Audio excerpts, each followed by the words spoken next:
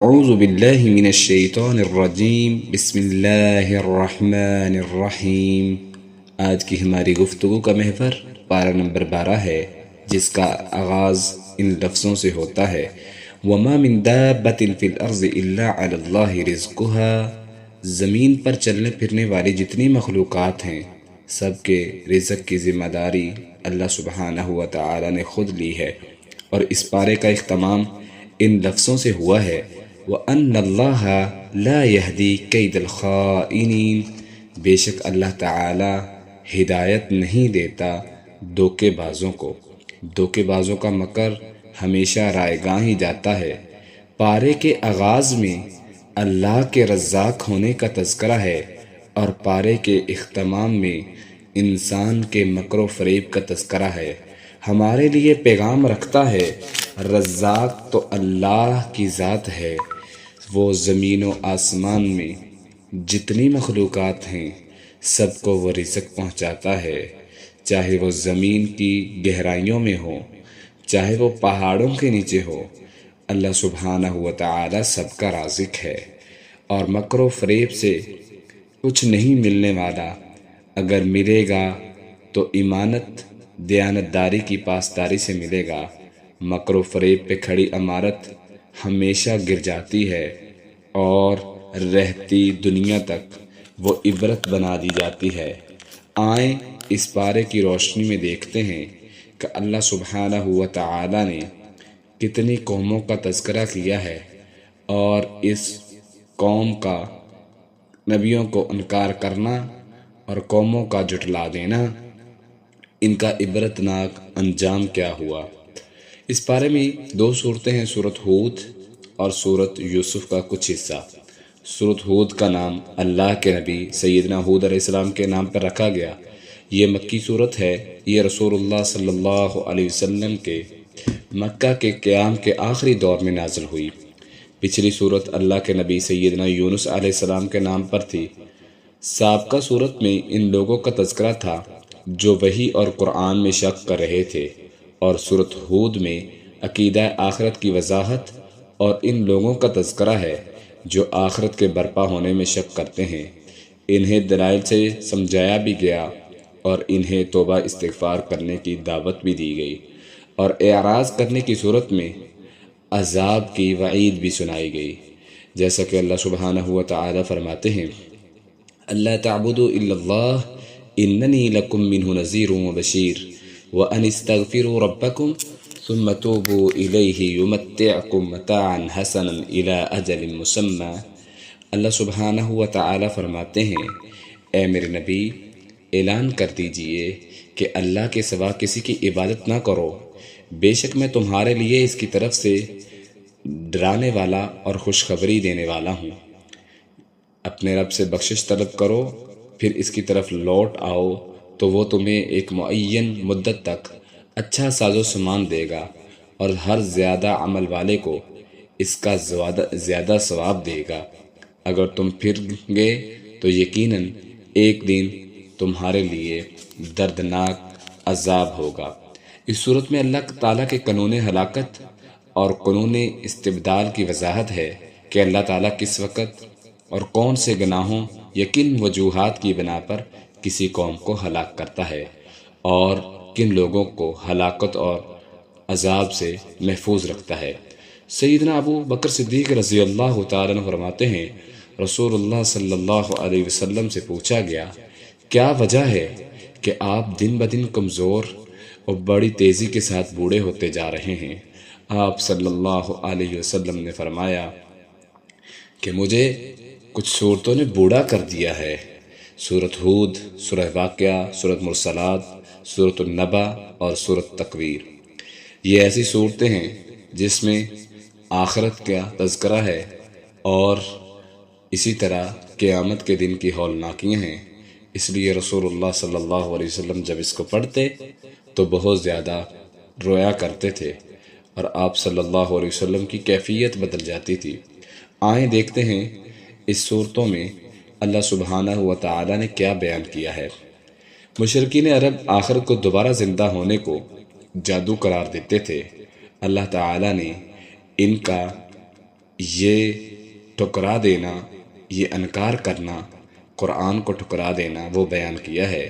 اللہ فرماتے ہیں وہ رسول اللہ صلی اللہ علیہ وسلم کو تکبر اور گھمنڈ میں آ کر کہتے کہ یہ جو تم قرآن سنا رہے ہو، آخرت کی باتیں بتا رہے ہو، اگر تم سچے ہو، بطور چیلنج کہتے تھے کہ عذاب اگر حق ہے تو آتا کیوں نہیں؟ اللہ تعالیٰ نے قرآن مجید میں فرمایا وَهُوَ الَّذِي خَلَقَ السَّمَاوَاتِ وَالْأَرْضَ فِي سِتَّةِ أَيَّامٍ وَكَانَ عَرْشُهُ عَلَى الْمَاءِ لِيَبْلُوَكُمْ أَيُّكُمْ أَحْسَنُ عَمَلًا، اور وہی ہے جس نے آسمانوں اور زمینوں کو 6 دنوں میں پیدا کیا، اور اس کا عرش پانی پر تھا تاکہ وہ تمہیں آزمائے کہ تم میں سے کون عمل زیادہ اچھا کرنے والا ہے۔ اور یقیناً اگر تو کہے کہ بے شک تم موت کے بعد اٹھائے جانے والے ہو، تو وہ لوگ جنہوں نے کفر کیا ضرور کہیں گے یہ تو کھلے جادو کے سوا کچھ نہیں، اور بلا شبہ اگر ہم ان سے عذاب کو ایک گنی ہوئی مدت تک مؤخر کریں تو یقیناً ضرور کہیں گے اسے کیا چیز روک رہی ہے، سن لو جس دن ہمارا عذاب جب آ جائے گا تو پھر ایک لمحہ کے لیے بھی مہلت نہیں دی جائے گی، اور مذاق کرنے والے جو مذاق کرتے ہیں پھر ایسا وقت ہوگا کہ ہم ان کو عذاب کے اندر مبتلا کر دیں گے۔ تب اللہ تعالیٰ نے آخرت کا انکار کرنے والوں کو دنیا میں بھی عذاب کی وعید سنائی۔ الذین یصدون عن سبیل اللہ ویبغونها عوجا وهم بالآخرة هم کافرون اولئک لم یکونوا معجزین فی الارض وما كان لهم من دون الله من اولیاء یضاعف لهم العذاب ما كانوا يستطيعون السمع وما كانوا يبصرون، جو اللہ کی راہ سے روکتے ہیں اور کجروی تلاش کرتے ہیں اور آخرت کے ساتھ کفر کرنے والے بھی ہیں، یہ لوگ کبھی زمین میں عاجز کرنے والے نہیں، اور نہ کبھی ان کے لیے اللہ کے سوا کوئی مددگار ہیں۔ ان کے لیے عذاب دگنا کیا جائے گا، وہ نہ سننے کی طاقت رکھتے تھے اور نہ دیکھا کرتے تھے۔ یعنی ایسے لوگ جو آخرت کا انکار کرتے ہیں تو اللہ تعالیٰ فرماتے ہیں کہ ان کے لیے دگنا عذاب ہوگا۔ اسی طرح اللہ سبحانہ و تعالیٰ نے معذب قوموں کا تذکرہ کیا، ایسی قومیں جن پر عذاب آیا۔ 6 اقوام کی مثال دیتے ہوئے فرمایا ان اقوام کے پاس ان کے انبیاء تشریف لائے، انہیں دعوت توحید دی اور اعراض کی صورت میں انہیں عذاب کی وعید بھی سنائی، مگر وہ بھی انبیاء کی نبوت کے منکر اور ان کی تعلیمات میں شک کرنے والے تھے، اس لیے ان پر اللہ تعالیٰ کا عذاب آیا اور وہ تمام تر طاقت کے باوجود ہلاک ہو گئے۔ سیدنا نوح علیہ السلام اور ان کی قوم کو دیکھیں کہ نوح علیہ السلام نے اپنی قوم کو 950 سال تک دعوت توحید دی۔ انہیں فرمایا وَلَقَدْ أَرْسَلْنَا نُوحًا إِلَىٰ قَوْمِهِ إِنِّي لَكُمْ نَذِيرٌ مُّبِينٌ أَلَّا تَعْبُدُوا إِلَّا اللَّهَ إِنِّي أَخَافُ عَلَيْكُمْ عَذَابَ يَوْمٍ أَلِيمٍ، اے میری قوم، بے شک مجھے اللہ نے بھیجا ہے، میں تمہارے لیے صاف صاف ڈرانے والا ہوں، تم اللہ کے سوا کسی کی عبادت نہ کرو، اگر تم کسی اور کی عبادت کرو گے تمہارے لیے ایک دن دردناک عذاب آئے گا جس سے میں تمہیں ڈراتا ہوں۔ قوم نے ان کی دعوت پر غور و فکر کرنے کی بجائے انہیں جواب دیا قالوا یا نوح قد جادلتنا فاکثرت جدالنا فأتنا بما تعیدنا ان کنت من الصادقین، انہوں نے کہا بے شک تو نے ہم سے جھگڑا کیا ہے، پھر ہم سے بہت جھگڑا کیا، پس لے آ جس عذاب کا تو وعدہ کر دیتا ہے اگر تو سچا ہے۔ پھر اللہ کا عذاب آیا جب 950 سال کی محنت کے باوجود بھی قوم انکار پر اتر آئی، تب سیدنا نوح علیہ السلام نے اللہ سے دعا کی اور مایوسی کا اظہار کیا، تب اللہ تعالیٰ نے انہیں کشتی بنانے کا حکم دیا وَاصْنَعِ الْفُلْكَ بِأَعْيُنِنَا وَوَحْيِنَا وَلَا تُخَاطِبْنِي فِي الَّذِينَ ظَلَمُوا إِنَّهُمْ مُغْرَقُونَ، اور اللہ فرماتے ہیں ہماری آنکھوں کے سامنے اور ہمارے وحی کے مطابق کشتی بنا اور مجھ سے ان کے بارے میں بات نہ کرنا، جنہوں نے ظلم کیا یقیناً وہ غرق کیے جانے والے ہیں۔ اور وہ کشتی بناتا رہا، اور جب کبھی اس کے قوم کے سردار اس کے پاس سے گزرتے وہ کہتے کہ تم یہ کشتی خوشمی میں کیسے چلاؤ گے، یعنی وہ مذاق اڑاتے، تو اللہ تعالیٰ فرماتے ہیں جیسا تم مذاق کرتے ہو ہم بھی جلد ہی تمہارے ساتھ مذاق کریں گے، بس تم جلد ہی جان لو گے کہ وہ کون ہے جس پر ایسا عذاب آتا ہے جو رسوا کر دے گا اور ہمیشہ کے لیے عذاب اترے گا ان پر، یہاں تک کہ جب ہمارا حکم آ گیا اور تنور ابل پڑے تو ہم نے کہا اس میں ہر چیز دو قسمیں نر اور مادہ دونوں کو اپنے گھر والوں کے سوار کر لو، سوائے اس کے کہ جس پر پہلی بات ہو چکی ہے، اور ان کو جو بھی ایمان لے آئے، اس کے مراد تھوڑے سے لوگوں کے سوا کوئی ایمان نہیں لایا تھا۔ اللہ کا عذاب آیا، ہر طرف سے پانی ہی پانی۔ یہ جو سردار کہتے تھے، مذاق اڑاتے تھے کہ پانی کیسے آ سکتا ہے، خشکی کا علاقہ ہے، یہاں کشتی بنا رہا ہے، کہاں سے پانی آئے گا؟ تو اللہ کا عذاب آیا۔ اللہ نے پھر کہا کہ جو تیرے ساتھ ایمان لائے اور اسی طرح جو پرندے نر اور مادہ تیرے ارد گرد ہیں ان کو کشتی میں بٹھا لو۔ سیدنا نوح علیہ السلام نے کشتی میں بٹھا لیا۔ سیدنا نوح علیہ السلام کا اپنے بیٹے سے پھر مکالمہ ہوتا ہے۔ نوح علیہ السلام کی بیوی مشرکہ تھی، ایمان نہیں لائی تھی۔ بچوں پر عام طور پر ماں کا اثر زیادہ ہوتا ہے۔ سیدنا نوح علیہ السلام کے 6 بیٹے تھے، ان میں سے 5 ایمان لائے اور 1 ایمان نہ لایا۔ جب عذاب کا آغاز ہوا، نوح علیہ السلام نے اپنے ماننے والوں کو کشتی میں سوار کیا۔ وہ چونکہ منکر تھا، سوار نہ ہوا۔ سیدنا نوح علیہ السلام نے سوچا شاید آج عذاب دیکھ کر مان جائے، تو اسے کشتی پر سوار ہونے کی دعوت دی۔ وَهِيَ تَجْرِي بِهِمْ فِي مَوْجٍ كَالْجِبَالِ وَنَادَىٰ نُوحٌ ابْنَهُ وَكَانَ فِي مَعْزِلٍ يَا بُنَيَّ ارْكَب مَّعَنَا وَلَا تَكُن مَّعَ الْكَافِرِينَ قَالَ سَآوِي إِلَىٰ جَبَلٍ يَعْصِمُنِي مِنَ الْمَاءِ قَالَ لَا عَاصِمَ الْيَوْمَ مِنْ أَمْرِ اللَّهِ إِلَّا مَن رَّحِمَ وَحَالَ بَيْنَهُمُ الْمَوْجُ فَكَانَ مِنَ الْمُغْرَقِينَ۔ جب نوح علیہ السلام نے اسے کہا کہ تو کشتی میں سوار ہو جا، تو یہ کہنے لگا کہ ان قریب میں پہاڑ پر پناہ لے لوں گا، پہاڑ پر چڑھ جاؤں گا جو مجھے پانی سے بچا لے گا۔ حضرت نوح نے کہا آج اللہ کے فیصلے سے کوئی بچانے والا نہیں مگر جس پر وہ رحم کرے۔ پھر اللہ کا عذاب آیا، دونوں کے درمیان بڑی موج حائل ہوگی، تو بیٹا نوح کا غرق ہو گیا۔ جب وہ ڈوب گیا تو آخر بیٹا تو تھا۔ سیدنا نوح علیہ السلام کو بڑی تکلیف ہوئی، تب دعا کے لیے ہاتھ اٹھائے اور اسے بچانے کے لیے دعا کرنے لگے۔ وَنَادَى نُوحٌ رَبَّهُ فَقَالَ رَبِّ إِنَّ ابْنِي مِنْ أَهْلِي وَإِنَّ وَعْدَكَ الْحَقُّ وَأَنْتَ أَحْكَمُ الْحَاكِمِينَ۔ اور نوح نے اپنے رب کو پکارا، بس کہا اے میرے رب، بے شک میرا بیٹا میرے گھر والوں سے ہے اور بے شک تیرا وعدہ سچا ہے، تو سب فیصلے کرنے والوں سے بہتر فیصلہ کرنے والا ہے۔ تو اللہ تعالی نے نوح علیہ السلام کو کہا قال یا نوح انہ لیس من اہلک انہ عمل غیر صالح۔ اے نوح، بے شک وہ تیرے گھر والوں سے نہیں ہے، بے شک یہ ایسا کام ہے جو اچھا نہیں، پس مجھ سے اس بات کا سوال نہ کر جس کا تجھے کچھ علم نہیں، بے شک میں تجھے نصیحت کرتا ہوں کہ تو جاہلوں میں سے نہ ہو جانا۔ اس نے کہا، یعنی نوح علیہ السلام نے کہا، اے میرے رب، بے شک میں تجھ سے پناہ مانگتا ہوں تجھ سے اس بات کا سوال کروں جس کا مجھے کچھ علم نہیں، اگر تو نے مجھے نہ بخشا اور مجھ پر رحم نہ کیا تو میں خسارہ پانے والوں میں سے ہو جاؤں گا۔ اس واقعہ سے یہ بھی سبق ملتا ہے کہ اگر غیر عمل ہے، عمل صالح نہیں ہے، تو وہ عمل جو ایمان پر نہیں ہے، جو عمل صالح دین پر نہیں ہے، جو شریعت کو نہیں مانتا، اگرچہ پیغمبر کا بیٹا ہے، لیکن اللہ نے کہہ دیا اس کے عمل تیرے جیسے نہیں ہیں، تجھ پر ایمان نہیں لایا، تیرے رب کو نہیں مانا، یہ تیرے اہل میں سے نہیں ہے۔ تو اس لیے اعمال صالح اور ایمان لانا یہ بہت ضروری ہے۔ عذاب کا اختتام اور کشتی کو اللہ تعالیٰ نے بطور نشانی بنا دیا۔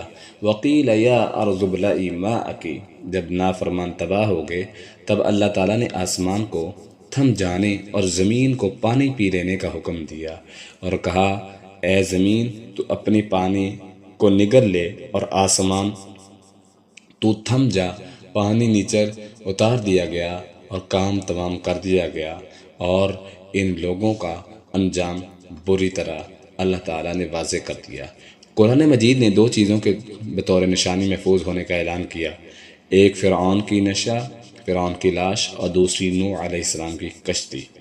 نوح علیہ السلام کی کشتی کے متعلق اللہ تعالیٰ نے فرمایا وَحَمَلْنَاهُ عَلَى ذَاتِ أَلْوَاحٍ وَدُسُرٍ، اور ہم نے اسے تختوں اور میخوں والی کشتی پر سوار کر دیا جو ہمارے آنکھوں کے سامنے چل رہی تھی، اس شخص کے بدلے کی خاطر جس کا انکار کیا گیا تھا۔ بے شک یقیناً ہم نے اسے نشانی بنا کر چھوڑا، تو کیا لوگ نصیحت حاصل کرنے والی نہیں ہیں؟ کہا جاتا ہے کہ یہ کشتی آج بھی ترکی کے جودی پہاڑ پر موجود ہے۔ اس کے بعد قوم نوح کے بعد قوم عاد کو اللہ نے بڑا عروج بخشا تھا۔ لوگ دین پر چلتے رہے، پھر ایک وقت آیا کہ لوگ دین سے دور ہوتے چلے گئے، تب اللہ تعالیٰ نے ان کی اصلاح کے لیے سیدنا ہود علیہ السلام کو مبعوث فرمایا۔ اللہ فرماتے ہیں وَإِلَىٰ عَادٍ أَخَاهُمْ هُودًا قَالَ يَا قَوْمِ اعْبُدُوا اللَّهَ مَا لَكُم مِّنْ إِلَٰهٍ غَيْرُهُ إِنْ أَنْتُمْ إِلَّا مُفْتَرُونَ يَا قَوْمِ لَا أَسْأَلُكُمْ عَلَيْهِ أَجْرًا إِنْ أَجْرِيَ إِلَّا عَلَى اللَّهِ۔ اور عاد کی طرف ان کے بھائی ہود کو بھیجا گیا، اس نے کہا اے میری قوم، اللہ کی عبادت کرو، اس کے علاوہ تمہارا کوئی معبود نہیں، تم جو جھوٹ باندھتے ہو وہ محض جھوٹ ہے۔ اے میری قوم، میں تم سے کسی مزدوری کا سوال نہیں کرتا، میری مزدوری اللہ کے سوا کوئی نہیں دے سکتا، میری مزدوری اس کے سوا کسی پر نہیں، میں ہر عمل ہر اجر اللہ سے طلب کرنا چاہتا ہوں، تم سمجھتے نہیں ہو۔ اور اپنے رب کی قوم کی طرف موسیٰ علیہ السلام اپنی قوم کی طرف آئے اور اسی طرح انہوں نے بھی پیغام پہنچایا۔ نوح علیہ السلام نے اپنی قوم کو کہا کہ ہم تم سے کوئی اجر کی امید نہیں رکھتے، کوئی ڈیمانڈ نہیں کرتے، ہمارا مطلب یہ ہے، ہمارا مقصد یہ ہے کہ ہم اللہ کی طرف تم کو لانا چاہتے ہیں، ہم کسی چیز کی آرزو نہیں کرتے۔ استغفروا ربکم ثم توبوا الیہ یرسل السماء علیکم مدرارا، اے میری قوم اپنے رب سے استغفار کرو، وہ تم پر موسلا دار بارشیں برسائے گا اور تمہاری قوت کو مزید بڑھا دے گا اور تمہاری مدد کرے گا، البتہ اگر تم مجرم بن گئے، منہ پھیر لیا، تو اللہ تعالیٰ کا تم پر عذاب آئے گا۔ قوم نے دعوت توحید کو قبول کرنے کی بجائے انہوں نے بھی انکار کیا۔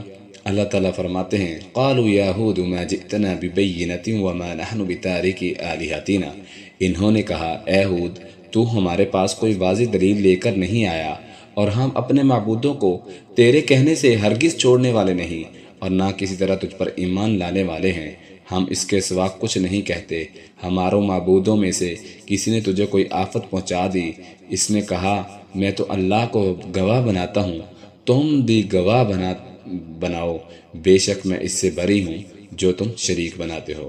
یعنی وہی جواب، وہی انداز جو آج کل کے درباریوں کا، بت پرستوں کا، باباؤں کا، جو کہتے ہیں کہ اگر ہمارے پیر صاحب نے ایسے کر دیا تو ہم ذمہ دار نہیں ہیں، باب بھینس کا دودھ خشک کر دیتا ہے، بابا چارپائی الٹا دیتا ہے، اگر ایسا ہو گیا تو ہم ذمہ دار نہیں ہیں۔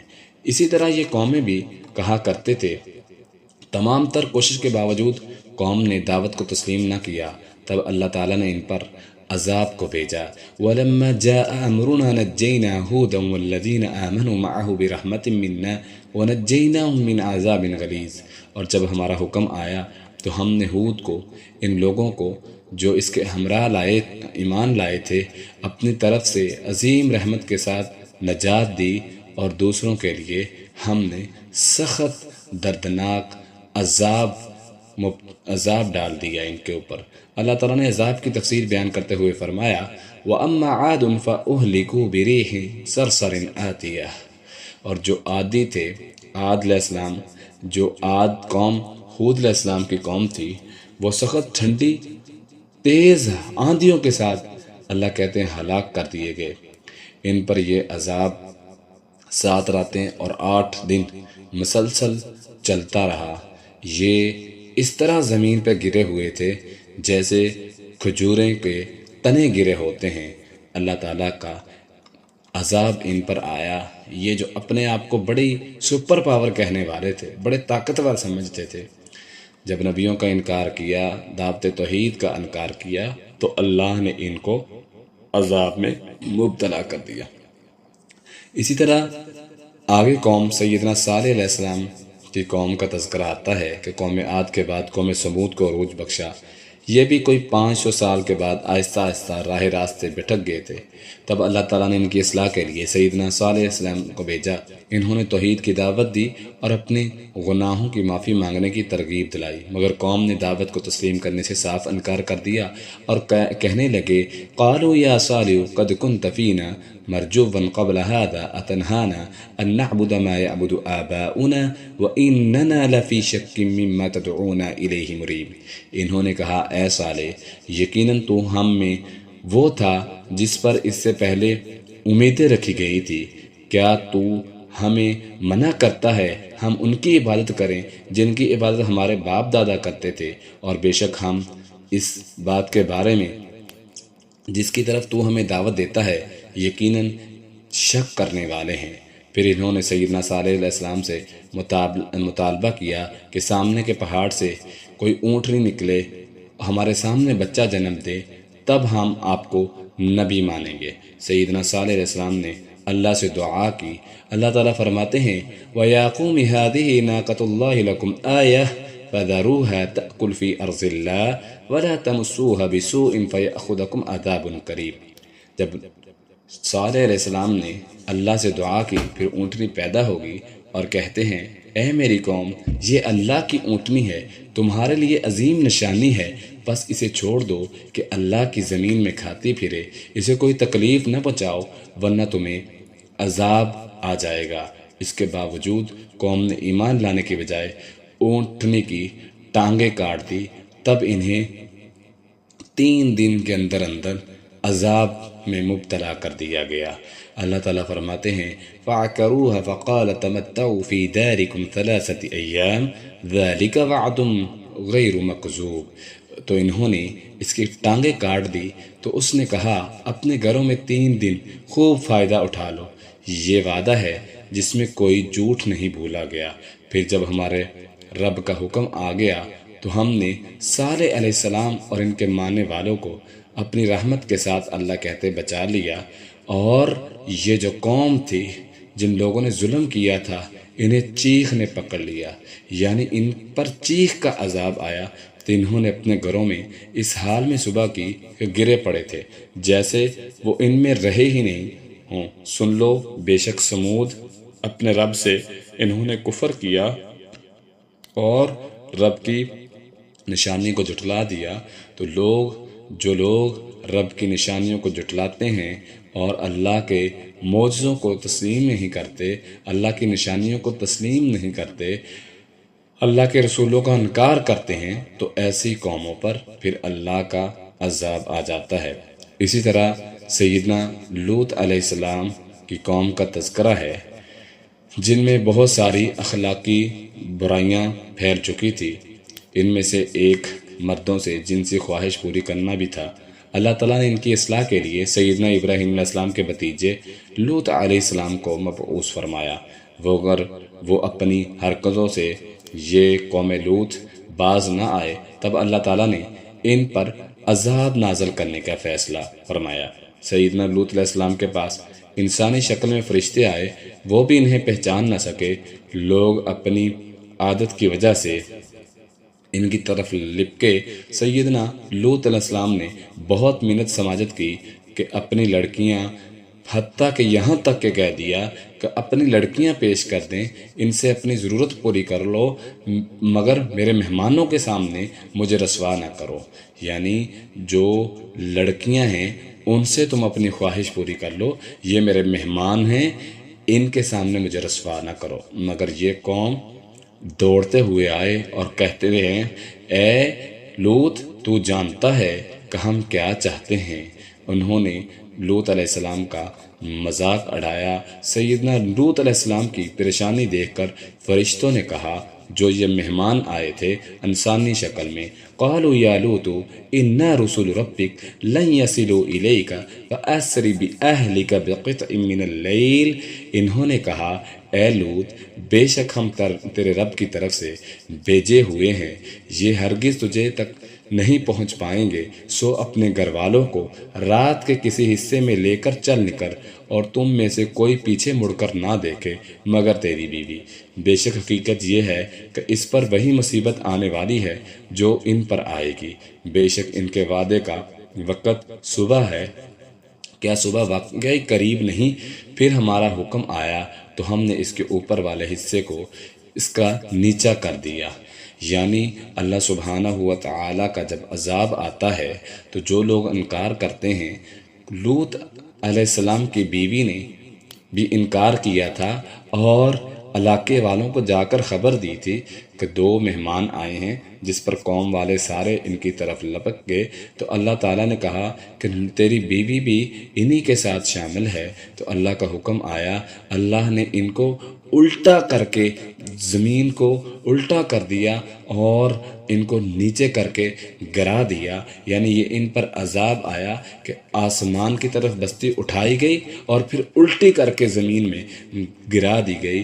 یہ قوم کا انجام ہوا جنہوں نے نبیوں کا انکار کیا اور سیدنا لوط علیہ السلام کا انکار کیا اور یہ مذاق اڑایا کرتے تھے، تو اللہ تعالیٰ فرماتے ہیں اسی طرح ہم مذاق اڑانے والوں کا انجام کرتے ہیں جو نبیوں کا انکار کرتے ہیں اور جو معجزوں کا انکار کرتے ہیں، جو نشانیاں مانگنے کے بعد بھی ایمان نہیں لاتے، اللہ تعالیٰ فرماتے ہیں اسی طرح ہم ان کو عذاب میں مبتلا کرتے ہیں۔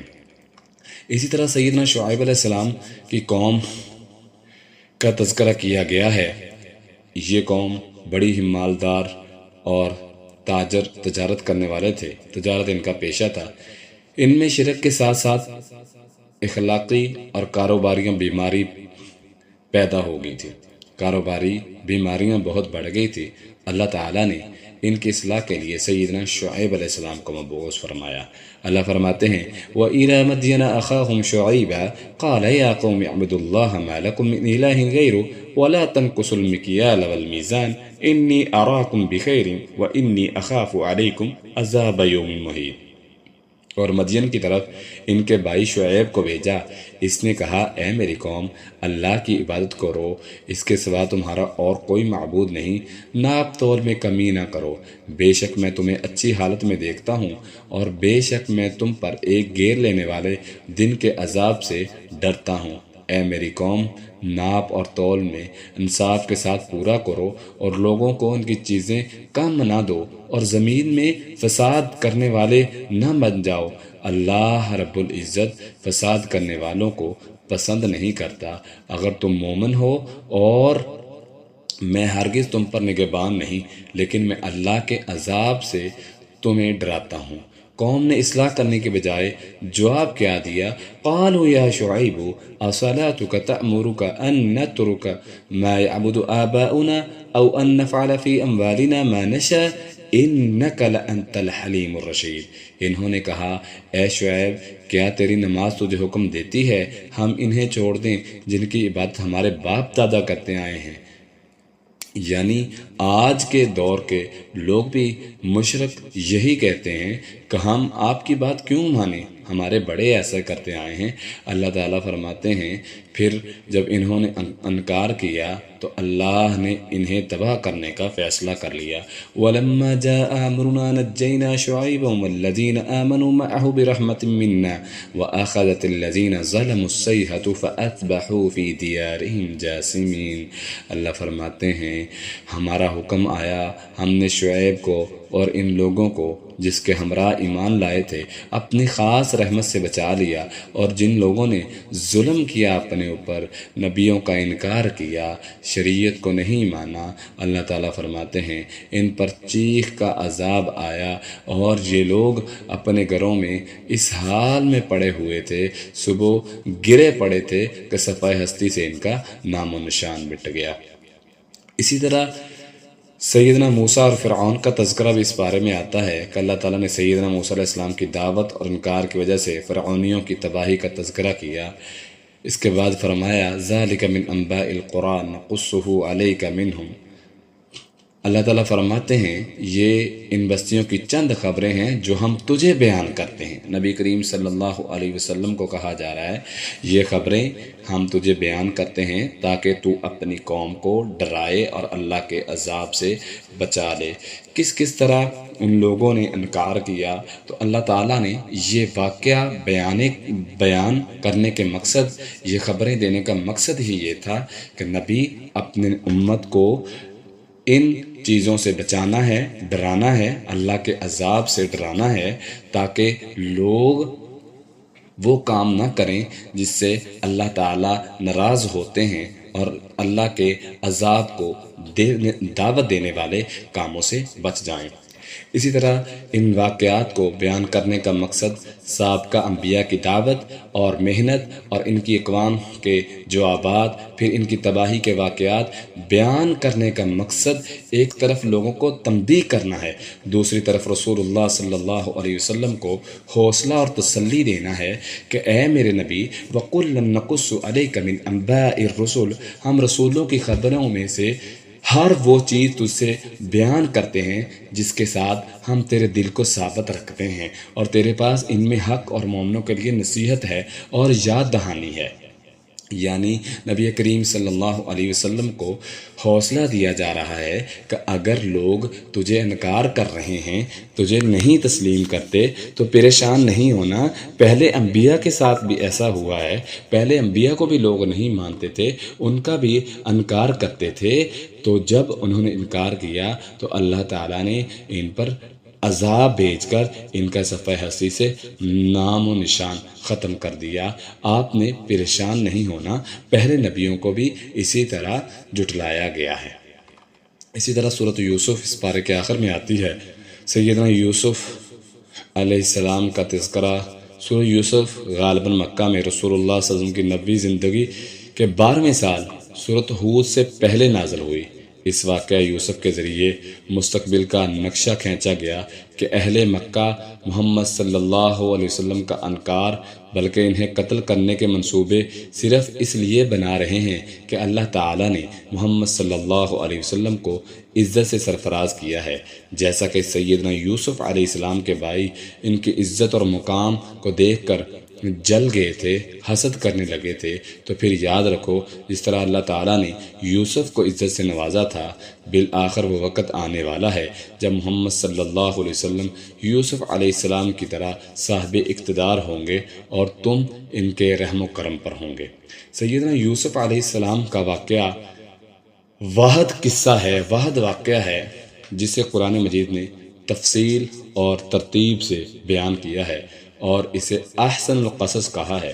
اللہ تعالیٰ قرآن مجید میں فرماتے ہیں، سورۃ یوسف کا آغاز ہو رہا ہے الف لام را تلک آیات الکتاب المبین انا انزلناہ قرآنا عربیا لعلکم تعقلون نحن نقص عليك أحسن القصص بما أوحينا إليك هذا القرآن وإن كنت من قبله لمن الغافلين۔ یہ کتاب واضح کتاب ہے، یہ واضح کتاب کی آیات ہیں، بے شک ہم نے اسے عربی میں نازل کیا تاکہ تم سمجھو، ہم تجھے سب سے اچھا بیان سناتے ہیں، اس واسطے کہ ہم نے تیری طرف یہ قرآن وحی کیا ہے اور بے شک تو اس سے پہلے یقیناً بے خبر تھا۔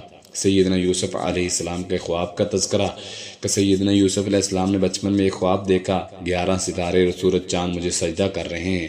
باپ سیدنا یعقوب نبی تھے، فوراً سمجھ گئے کہ میرا یہ بیٹا بڑا آدمی بنے گا، اس لیے فرمایا کہ یہ خواب اپنے بھائیوں سے ذکر نہیں کرنا۔ قال یا بنی لا تقصص رؤیاک علی اخوتک فیکیدوا لک کیدا ان الشیطان للانسان عدو مبین۔ کہا یعنی یعقوب علیہ السلام نے، اے میرے چھوٹے بیٹے، اپنا خواب اپنے بھائیوں سے بیان نہ کرنا ورنہ وہ تیرے لیے تدبیر کریں گے، کوئی بری چال چلیں گے، بے شک شیطان انسان کا کھولا دشمن ہے۔ اور اسی طرح تیرے رب تجھے چنے گا، تجھے باتوں کی اصل حقیقت سمجھنے میں سے کچھ سکھائے گا اور اپنی نعمت تجھ پر اور آل یعقوب پر پوری کرے گا، جیسے اس نے اس سے پہلے وہ تیرے دونوں باپ دادا ابراہیم اور اسحاق پر پوری کی تھی۔ بے شک تیرا رب سب کچھ جاننے والا اور کمال حکمت والا ہے۔ بھائیوں نے یوسف علیہ السلام کو قتل کرنے کا پروگرام بنایا۔ اس خواب کے بعد سیدنا یعقوب علیہ السلام کی یوسف سے محبت بڑھ گئی۔ سوتیلے بھائیوں کو یہ ناگوارا گزرا۔ انہوں نے یوسف علیہ السلام کو ہمیشہ کے لیے ختم کرنے کا پروگرام بنا لیا۔ ایک دن پکنک منانے اور شکار کھیلنے کے لیے پروگرام بنایا۔ باپ سے درخواست کی کہ یوسف کو ساتھ بھیجنے۔ سیدنا یعقوب علیہ السلام نے پہلے انکار کیا، پھر ماحول کو خراب ہوتا دیکھ کر اجازت دے دی۔ بھائیوں نے پہلے قتل کا پروگرام بنایا، پھر یہ سوچ کر کہ قتل بہت بڑا گناہ ہے، ہمارا مقصد تو یوسف کو باپ سے دور کرنا ہے، اس لیے کسی راستے کے کنویں میں ڈال دیں گے تاکہ راہ چلتے اسے اٹھا کر دوسرے شہر لے جائیں اور وہاں جا کر بیچ دیں، ہماری جان چھوٹ جائے گی۔ سیدنا یوسف علیہ السلام شاہ مصر کے محل میں کس طرح پہنچتے ہیں؟ بھائیوں نے یوسف کو پکڑا اور مین روڈ کے قریب ایک کنویں میں ڈال دیا اور رات ڈلے گھر آ کر باپ کو کہانی سنا دی، اسے بیڑیا کھا گیا ہے۔ اور اس ڈرامے میں حقیقی رنگ بننے کے لیے انہوں نے یوسف علیہ السلام کی قمیض پر خون بھی لگا کر باپ کے سامنے پیش کر دیا۔ وہاں سے مصر جانے والے تاجروں کا ایک قافلہ گزرا۔ انہوں نے پانی بھرنے کے غرض سے ایک آدمی کو کنویں پر بھیجا۔ اس نے سیدنا یوسف علیہ السلام کو کنویں سے نکالا اور وہاں سے باغ کھڑے ہوئے مصر لے جا کر بیچ دیا۔ مصر کا بادشاہ انہیں خرید کر گھر لے گیا اور اپنی بیوی سے کہنے لگا، وقال الذی اشتراہ من مصر لامرأته اکرمی مثواہ عسیٰ ان ینفعنا او نتخذہ ولدا وکذلک مکننا لیوسف فی الارض ولنعلمہ من تأویل الاحادیث واللہ غالب علی امرہ ولکن اکثر الناس لا یعلمون۔ اور جس شخص نے اسے مصر سے خریدا، اس نے اپنی بیوی سے کہا، یعنی عزیز مصر نے حضرت یوسف علیہ السلام کو خریدا اور اپنی بیوی کو جا کر کہتا ہے کہ اس کو باعزت طریقے سے رکھو، ہو سکتا ہے ہمیں فائدہ دے یا ہم اسے بیٹا بنا لیں۔ یعنی عزیز مصر کا کوئی بیٹا نہیں تھا، تو اس نے کہا یہ بہت پیارا بچہ ہے تو ہم اس کو اپنا بیٹا بنا لیں گے۔ اسی طرح اللہ فرماتے ہیں، ہم نے یوسف علیہ السلام کو جگہ دی، زمین میں جگہ دی تاکہ ہم اس باتوں کی اصل حقیقت میں سے اس کو کچھ سکھائیں۔ اللہ اپنے کام پر غالب ہے، لیکن اکثر لوگ جو ہیں وہ سمجھتے نہیں، جانتے نہیں۔ اللہ فرماتے ہیں وَلَمَّا بَلَغَ أَشُدَّهُ آتَيْنَاهُ حُكْمًا وَعِلْمًا وَكَذَلِكَ نَجْزِي الْمُحْسِنِينَ۔ اور جب یوسف علیہ السلام اپنی جوانی کو پہنچے تو ہم نے علم اور حکمت عطا کر دیا، ہم نیکی کرنے والوں کو اسی طرح جزا دیتے ہیں۔ پھر ملکہ مصر کا یوسف علیہ السلام پر نظر رکھنا۔ سیدنا یوسف علیہ السلام نہایت خوبصورت تھے۔ رسول اللہ صلی اللہ علیہ وسلم نے فرمایا، اللہ تعالیٰ نے آدھی خوبصورتی اکیلے یوسف علیہ السلام کو عطا کی ہے۔ اس نے یوسف علیہ السلام کو بہلانے اور پھسلانے کی کوشش کی مگر ناکام رہی۔ ایک دن اس نے کمرے کا دروازہ بند کر کے یوسف علیہ السلام کو زنا کی دعوت دی مگر اللہ تعالیٰ نے انہیں محفوظ رکھا۔ یوسف علیہ السلام بچنے کے لیے باہر کی طرف دوڑ لگا دی۔ اس نے اسے پیچھے پکڑنا چاہا تو یوسف علیہ السلام کی قمیض پیچھے سے پھٹ گئی۔ دونوں بھاگتے ہوئے جب باہر نکلے تو اچانک دیکھا شاہ مصر دروازے پر موجود ہے۔ عورت نے فوراً پینتلا بدلا اور یوسف علیہ السلام پر تہمت لگا دی۔ یوسف علیہ السلام حقیقت حال بتائی۔ یوسف علیہ السلام نے جب یہ بات عزیز مصر کو بتائی مگر ملکہ کے مقابلے میں ملازم کی کون سنتا ہے۔ سیدنا یوسف علیہ السلام کو جیل میں بھیج دیا گیا۔ یہ بادشاہ کی عزت کا معاملہ تھا، اس پر مٹی ڈالنے کے لیے یوسف علیہ السلام کو جیل میں ڈال دیا گیا اور یوسف علیہ السلام تقریباً 9 سال جیل میں رہے۔ اس جیل میں بادشاہ کے 2 ملازم بھی قید تھے جن پر بادشاہ کو قتل کرنے کا الزام تھا۔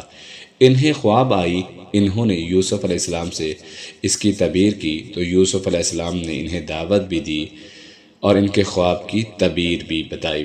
ان میں سے ایک کو کہا گیا کہ تم اپنے عہدے پر بحال ہو جاؤ گے اور دوسرے کو کہا گیا تمہیں قتل کر دیا جائے گا، اور ویسا ہی ہوا جیسا کہ تعبیر یوسف علیہ السلام نے بتائی تھی۔ پھر کچھ وقت کے بعد شاہ مصر کو ایک خواب آئی۔ اس نے اپنے وزیروں اور مشیروں سے، علماء سے اس کی تعبیر معلوم کی مگر کوئی بھی درست بات نہ بتا سکا۔ تو جو قید سے رہا ہوا تھا اس نے کہا کہ میں اس کی تعبیر پوچھ کے بتاؤں گا۔ قال تزرعون سبع سنین دأبا، کہ یوسف علیہ السلام کے پاس پہنچتا ہے اس تعبیر کے بارے میں، آپ بتائیں۔ تو حضرت یوسف علیہ السلام تعبیر اس کی بتاتے ہیں۔ اس نے کہا تم 7 سال پے در پے کاشت کرو گے، تو جو کاٹو اسے اس کے خوشے میں رہنے دو، مگر تھوڑا سا وہ جو تم کھا لو۔ پھر اس کے بعد بہت سخت سال آئیں گے جو کھا جائیں گے جو کچھ تم نے ان کے لیے پہلے رکھا ہوگا، مگر تھوڑا سا وہ تم محفوظ کر لو۔ پھر اس کے بعد 1 سال آئے گا جس میں لوگوں پر بارش ہوگی، اور لوگوں پر جب بارش ہوگی تو فصلوں کی فراوانی ہوگی۔ یوسف علیہ السلام نے اس بادشاہ کے خواب کی تعبیر واضح کر دی کہ 7 سال تمہیں خوشحالی آئے گی، اس کے بعد 7 سال تنگی آئے گی، لہٰذا 7 سالوں میں جو بھی ہے کاشت جو بھی ملے اس کو اس انداز سے چلانا ہے کہ اگلے 7 سال تمہارے آسانی سے گزر جائیں۔ سیدنا یوسف علیہ السلام نے جب تعبیر بتائی، اس تعبیر سے بادشاہ کو پتہ چلا کہ یوسف عام ملازموں یا غلاموں کی طرح نہیں ہے بلکہ پڑھا لکھا اور علمی شخصیت ہے۔ تب اس نے انہیں اپنے دربار میں طلب کیا، مگر یوسف علیہ السلام نے جیل سے باہر آنے سے انکار کر دیا کہ جب میرے پاک دامن پر جو داغ لگایا گیا ہے اسے صاف نہیں کیا جاتا میں جیل سے باہر نہیں آؤں گا۔ رسول اللہ صلی اللہ علیہ وسلم نے حضرت یوسف علیہ السلام کو داد دیتے ہوئے فرمایا اگر میں ہوتا تو فوراً جیل سے باہر آ جاتا، لیکن یوسف علیہ السلام کو اللہ نے کمار حکمت دی تھی۔ اسی طرح آخر میں اس پارے کے سیدنا یوسف علیہ السلام کی پاک دامنی کا تذکرہ ہے۔ یوسف نے اپنی بیوی اور گھر کی دوسری خواتین کو طلب کیا اور ان سے، بادشاہ نے اپنی بیوی اور گھر کی دوسری خواتین کو طلب کیا اور ان سے یوسف علیہ السلام کے متعلق پوچھا تو سب نے یک زبان ہو کر کہا قال ما خطبكن اذ راوتن یوسف عن نفسه قلنا حاشا للہ ما علمنا علیہ من سوء۔ اس نے کہا تمہارا کیا معاملہ تھا جب تم نے یوسف کو اس کے نفس سے پھسلایا؟ تو انہوں نے کہا اللہ کی پناہ، ہم نے اس پر کوئی برائی معلوم نہیں کی۔ عزیز مصر کی بیوی نے کہا اب حق خوب ظاہر ہو گیا ہے۔ تو اب یہ بیوی کہنے لگی میں نے ہی اس کے نفس کو پھسلایا تھا، بلا شبہ وہ تو یقیناً سچوں میں سے تھا۔ اس کے بعد سیدنا یوسف علیہ السلام جیل سے نکل کر بادشاہ کے مقرب وزیر کی کرسی پر برجمان ہو جاتے ہیں۔ پھر ان کے بھائی ان کی خدمت میں حاضر ہوتے ہیں۔ یہ بہت دلچسپ واقعہ ہے جو اگلے اس پارے میں بیان ہوا ہے، تو انشاءاللہ ہم اگلے اس پارے میں مزید اس کی تفصیلات سے آگاہ کریں گے۔ الہ العالمین ہم سب کو سمجھ کر عمل کرنے کی توفیق عطا فرمائے۔